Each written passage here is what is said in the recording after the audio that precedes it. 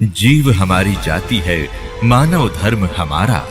हिंदू मुस्लिम सिख ईसाई धर्म नहीं कोई न्यारा।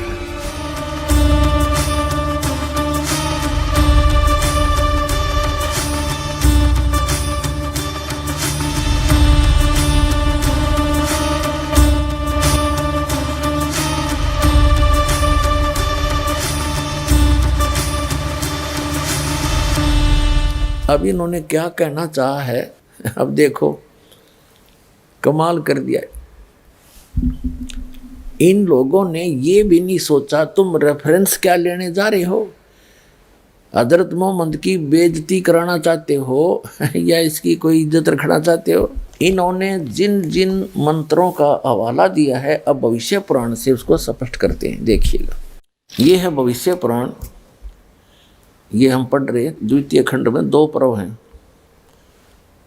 यहाँ से, और ये भविष्य पुराण हमने उठाई, इससे क्लियर हो जाएगा, इससे बिल्कुल स्पष्ट हो जाएगा जो दास आज करना चाहता है।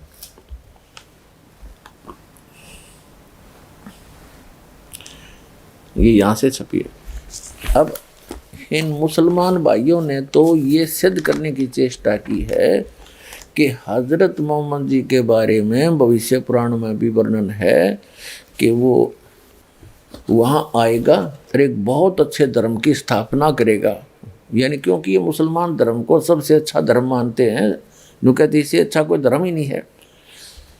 और भविष्य पुराण का इन्होंने रेफरेंस लिया है, तो हम यदि भविष्य पुराण की माने तो भविष्य पुराण में क्या लिखा है, मलेच्छ का अर्थ तो सीधा कर दिया, नीच, जो व्यक्ति श्रेष्ठ ना हो। अब देखो यहाँ देखिएगा, ये है अथ 3 अध्याय,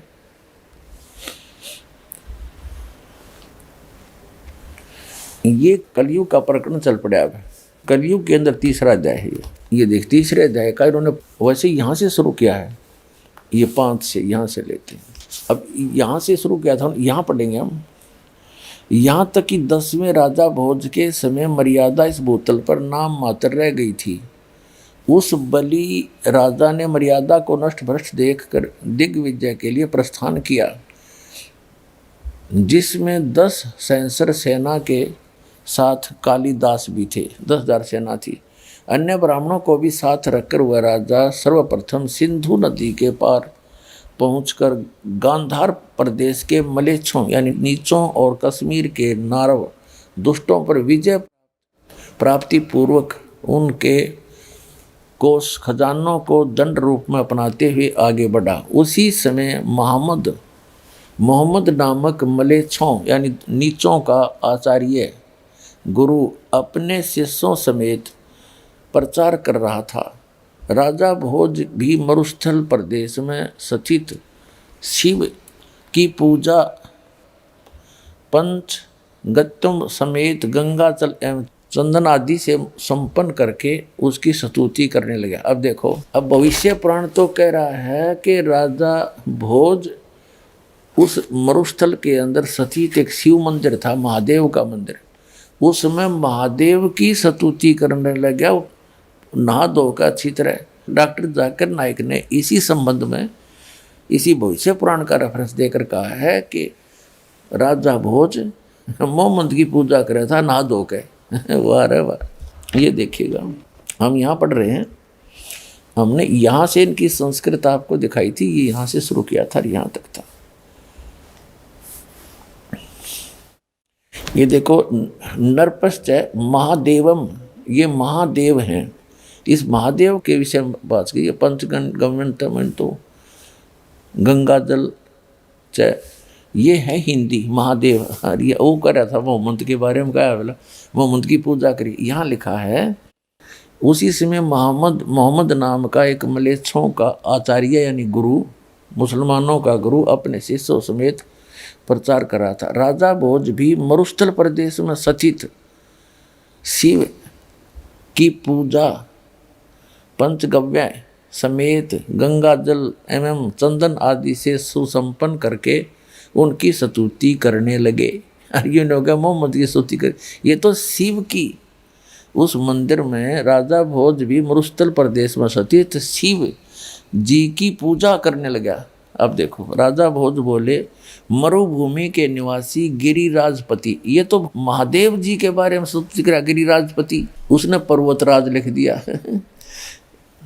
मरुभूमि के निवासी गिरिजापति को नमस्कार है, जिन्होंने अत्यंत माया के प्रवर्तक त्रिपुरासुर का नाश किया है, मलेच्छों द्वारा रक्षित शुद्ध एवं सच्चिदानंद रूप हैं। मैं आपका सेवक हूँ, आपकी शरण में उपस्थित हूँ। वह मरुस्थल में उन अन्य मलेच्छ यानी निकम्मे जो व्यक्ति थे, उनके द्वारा सुरक्षित था वो महादेव का मंदिर। उनको तो मार खदेड़ दिया, उनको तो राज पर कब्जा कर लिया राजा भोज ने। अब उस मंदिर में जाकर नहा धोकर स्वच्छ करके फिर वहाँ स्तुति कर रहा महादेव की। डॉक्टर जाकिर नाइक जी कह रहे हैं कि वह स्तुति कर रहा था मोहम्मद की नहा धोकर। मरुस्थल में उसको कहते हैं, उस गंगा जैसा पवित्र था, नान की नहीं कही वैसे कह रखा जैसा उसने अटपट मार रखी। आगे देखो क्या लिखा भविष्य पुराण की, अगर सच्ची माने तो यहाँ देखिएगा। ये तो हमने पढ़ दिया यहाँ तक। तो राजा भोज मरुभूमि के निवासी गिरिजापति को नमस्कार है, ये तो उस महादेव जी को करे मंदिर में।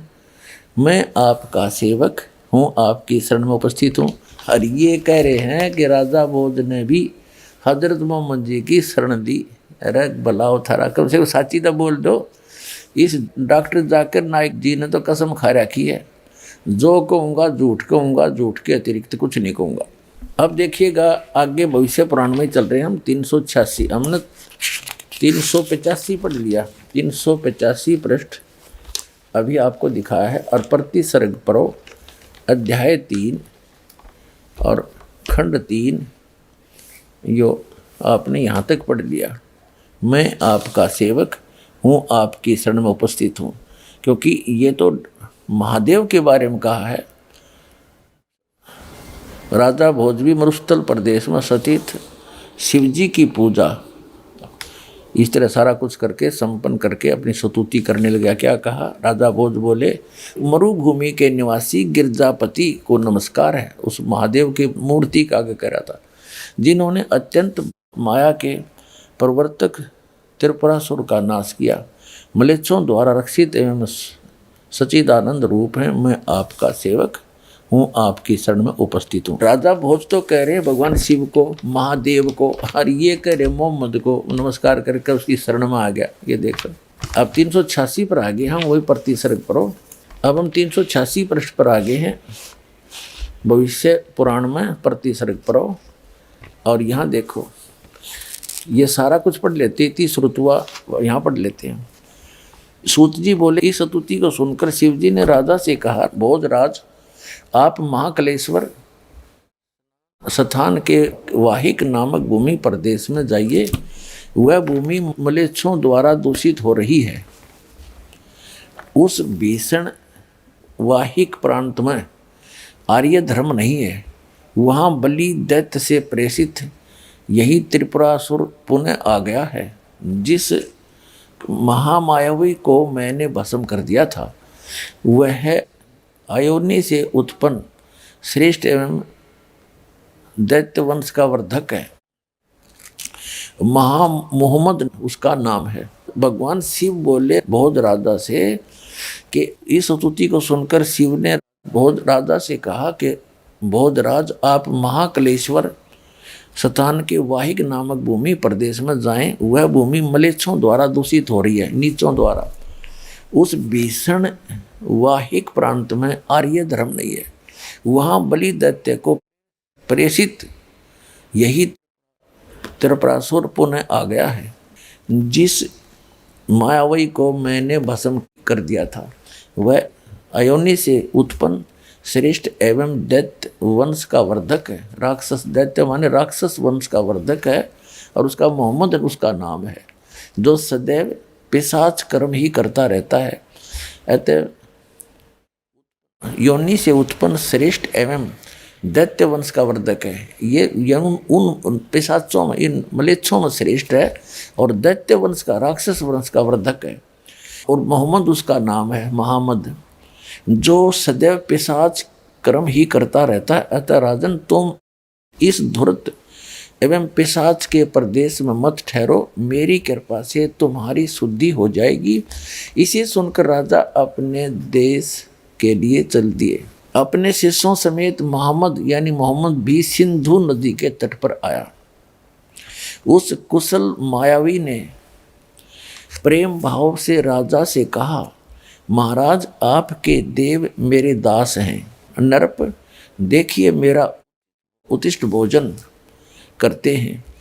इसे देख सुनकर राजा को महान आश्चर्य हुआ और वह भी उस भीषण मलेच्छ धर्म का अनुयायी होने की सोचने लगा।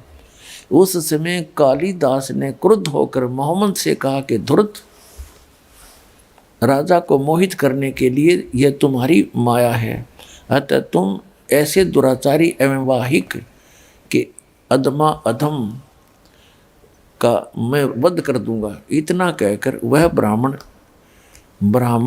निवारण मंत्र का 10 सहस्र जाप करने के उपरांत उसके दशांश से आहुति प्रदान करने लगा। उसी में वह भस्म होकर मलेच्छों का देवता हो गया। तत्पश्चात उसके सभी शिष्यगण भयभीत होकर वाहिक देश चले गए। रात्रि के समय वह मायावी देव पिशाच के रूप से भोज से कहने लगा, तुम्हारा आर्य धर्म सभी धर्मों से उत्तम है। मैं तो ईसा की आज्ञा से दारुण धर्म का प्रचार कर रहा हूँ। लिंग कटाना सीखा, चोटीहीन होकर केवल दाढ़ी रखना, मेरी बड़ी बड़ी बातें करना और सर्वभक्षी मेरे वर्ग के लोग होंगे। कौल तंत्र के बिना वे पशुओं के भक्षण करेंगे और कुछ स्थान पर मूसल द्वारा अपने सभी संस्कार उनके होंगे।